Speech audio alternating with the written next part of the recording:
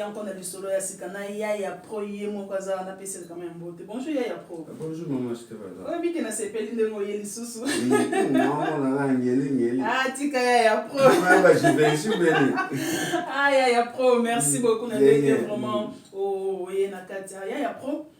Lelo Stevador na yambio pona quand même na moi ba to solo un peu comme yoza mobali ngape na moi si et ça la vraiment moi Dieu moko ya bien na sujet o ya protéger na ngai lelo na ina lobela ba divorce na ba conséquences motuna na ngai liboso na ngai na tuna kaka ya pro est-ce que mabala nyoso to ezala la volonté ya Nzambe est-ce que mabala nyoso Nzambe motasangisaka yango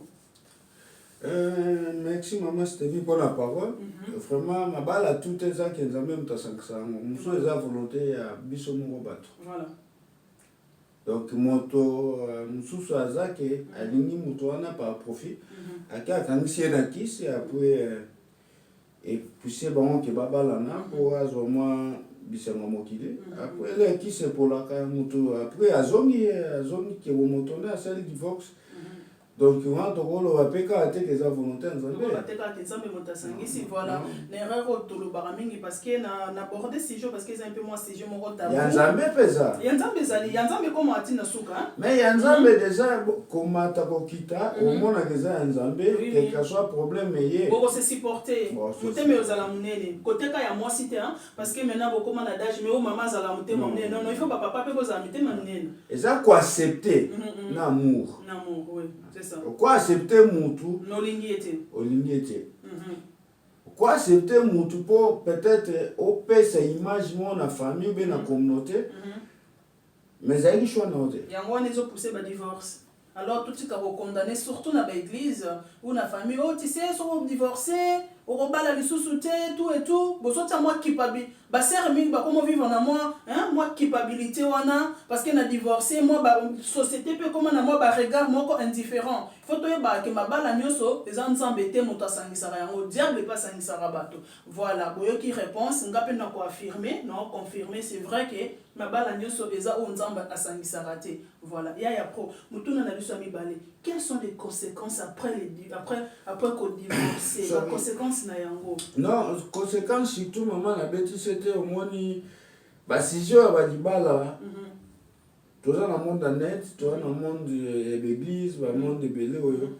et le maman presque bah conférence na moi ça ma presque et le maman va faire tout oui voilà mais et là non bête c'était tout le belango na réalité na réalité toujours vivre tant qu'il na trop biblique il y a ma commandité au côté la Bible c'est mieux mais en pratique toujours vivre bon faut en pratique voilà toi mais en pratique dans la pratique auto lobela ba tu ba subir les bana biso bana surtout bana ce qui peut bana te même yomo papa même yomo maman ta bobotité mais pas ka ke libala kitoko fu bobota non boko pe obota te mais o ya ke na ko na est-ce que boko joie stabilité moko que tu sois stable dans ta vie na couple na vie stabilité kozate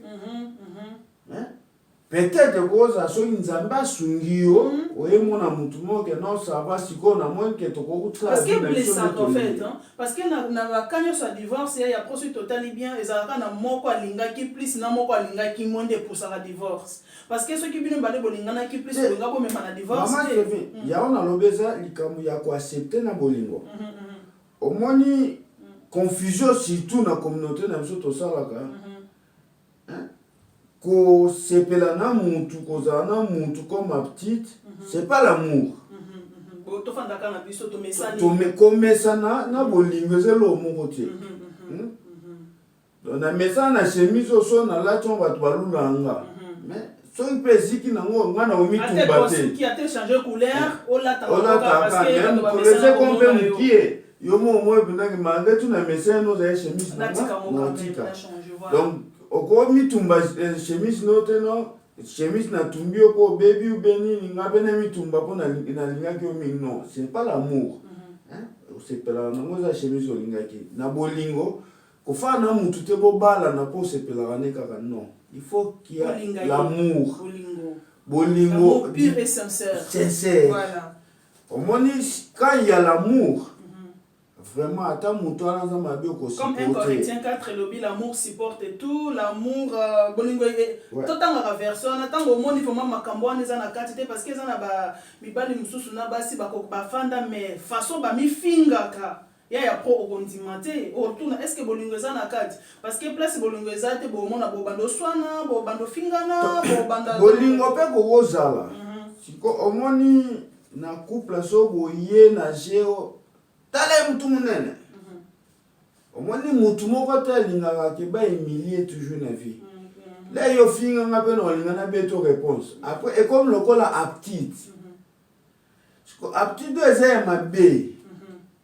Et ko koute bino relation. Ninga ko baye akena yepe. Ya mona mususu na yo beti ngambata osakana nga. Azupe mbele atie muninga mazasa c'était abomi pe partenaire na ye par erreur.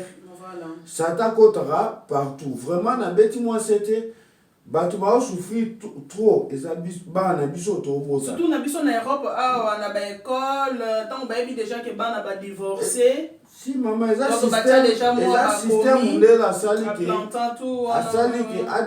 a déstabilisé ba couple na biso africain pour ba na biso ba ko kendeli. Ba ça va venir en été. Vraiment na beti moi c'était même si vous divorcez vraiment côté à bas na liloba moko bowe la bambongo ya mikete ko pension alimentaire ou bien non papa ata bokabwani si un problème ko aider bana yo aider bango hein so ki pesa to boza mo ba problème benga ex na obo fani mama to mona minute okokende boete isasina pesa kata mo 100 yo baksaka ça va pour la position na ngo na okokati il y a pro au bord de moi si je me format capital pour na ba pension alimentaire normalement papa ndongo zaboy pension alimentaire au bakate la rabino na bo pesa kana bana bino peut-être moi 2 ou 150 ça la kaka soit exemple ceux qui moi na bana bana ko fanda na yo bazaki na maman la bango est-ce que dépense ngo ça la bango ngaki za 150 c'est ça quand on a format ya pro na ngana lo ba pona ba papa o bo sala ka yango te non bo sala ka yango pona bana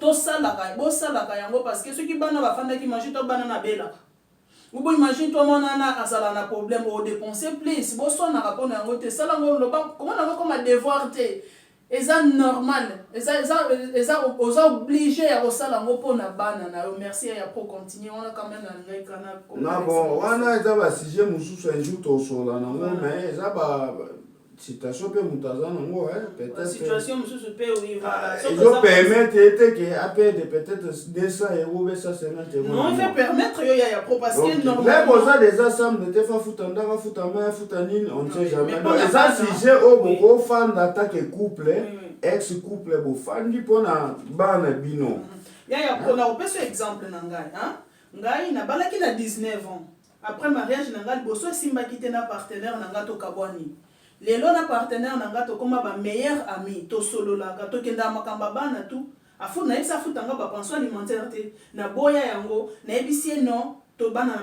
bazana biso na talaki quand même situation na ye eza vraiment azana pourquoi et ça na ngape un peu bien te ozone comme basi musupe wa comme ça comme un peu comme ça on peut na ko nyokola ye na ko fina ye na ko sala boye non to lingana to sungana so ibokaboni na muninga kolinga te au nuire na vie na ye anga kutunde na boyana na pierre il faut pas en moi si il faut souffrir non bokaboni mariage nyo c'est on nzamba sangisa te ce qui m'a essayé sopane tozo conseiller bino boyana te parce que ça na basi mususu après divorce ba se retrouvera même pas na mibali mususu après divorce mais ceux qui nzamba sali au grâce au se retrouver aux yeux mobile ou aux yeux moi si mususu ndeko na ngai ko bebisa te balobi mbala liboso ba comprendre ka yami balé comme makampe moi ba doute mais yami sato balobi ezandenge na ye voilà merci maman vraiment to beta c'était total avenir à bana biso vraiment tous à la soudé même pas na poto même bato baza ba frère d'ici na bangola o tout obima libanda même au bazana kata Congo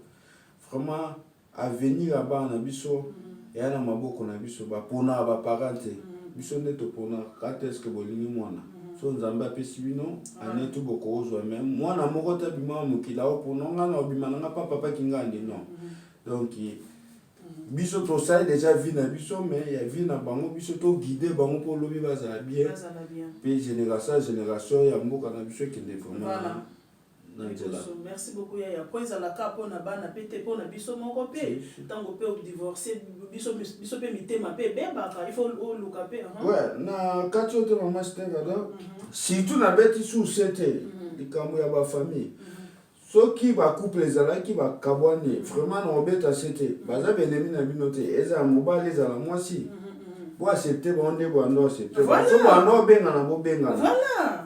Moi, si on a la mélabino foufou, surtout pour les amis, na ba belle famille côté la belle famille, bino belle famille na ndakuna ye. Voilà. Transport peut-être à foutre les bino peut-être au moins de kona bino a simbi au moins le boko, mais peut-être zaine na poche na ye a contribuer ni pe na ba citation tu électrique na famille. Voilà. Si tout ça na bazali. Boza bénémité. Bénémité, voilà. Mais bah oui peut-être comme ma camarade, mais juste que respect. Respect, c'est ça. C'est pas parce que tu boya nina na mobali wana bino bande commencer beaucoup mo finga ka mobali wana ou bien bande ko mobali beaucoup mo finga ka mosona c'est pas bien. Tout ça là que ceux qui ba couple boya ni bolé quand même ko soutenir ko yeba pourquoi. Et dernier conseil nanga na kopesa na basi o boyana tala maman o boyani na mobali ozana bana mibale misato quel que soit bana combien de nombre ya bana il faut zalaka na confiance na yo il faut retirer confiance d'abord liboso koyoka yoka bato te pe ko accepter inacceptable te kondima mibali nyoso te pona ko banga âge avancé na déjà na bana ebele na ebitendeli na osuka ondimika moi jigolo moko ayeba bebiso lisusu vie abotisio lisusu c'est ça des erreurs soko boyani na mobali libale simbi te tozo conseiller ba divorce te mais soki simbi te mais kana ko fanda na coin na yo peut-être que nzamba botinde no Nicolas chaussure na yo ata soki ezoso ko supporter yango voilà. Il y a posé un mot de la fin. Mot de la fin, ça c'est la remercier toujours mes amis de la France. Voilà. Couple, on va à l'aise. Couple qui tombe. Ouais, et merci de moi dans Zambé. À Bossé, Negis, en Angola, en Luanda, quoi faire. Ah voilà. Donc Aziz, à Touvangana, en Afrique du Sud, vraiment, Yaya, na mon mère, na CP Makasi, beau ça bien. Vraiment, c'est exemple à bien la couple. Voilà. Quand on a mon quand on est na plateau to sur la qui sainga na mon ba photo vraiment ça va pas mon la couple na bino ko kende liboso bo se séparer té bo se séparer té c'était Mousman Thierry. Ah Thierry. Ouais, maman voilà on va toujours ensemble Dadi aussi na France. Dadi pe na France na moi sina bo ça la bien donc exemple yango wana donc bouti qui ça boyawa.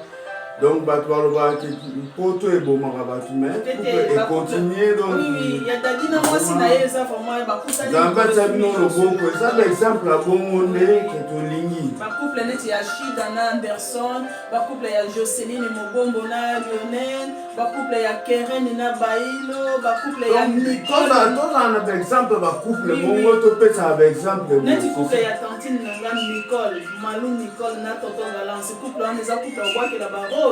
Bauta depuis bon mois na supporter moi si na supporter maman qui nanga tina université de lo ba komi pe mikolo ba boti en tout cas ba kubo fanda boza ensemble divorce voilà divorce malgré tout plutôt ba blessé de guerre mais non quand même nzamba tonga mitema na expérience na minute on peut biso toza na divorce c'est pour cela que ça l'émission parce que toi en expérience non on le va makambo yo yebi voilà tout est côté l'identité on yeba pas na voilà c'est ça c'est comme ça voilà il y a prendre c'était limite maman développeur merci beaucoup ba si j'ai belé s'il y a quelque chose quand même il y a pour Saint-Valentin donc rendez-vous les 14 février on a fait un motel. Ah donc tout ça là ensemble là la rouge ou orange. Donc là ça rouge. Les gars là champagne. Les gars c'est vino ba. Donc à santé bonne soirée na ba couple nyo surtout bo bongisa dialogue d'abord et loko nyo se simba couple za dialogue. Ce qui dialogue ku fina couple on est même raption na ba ko kende libanda et tout bo dialoguer. Ko ça là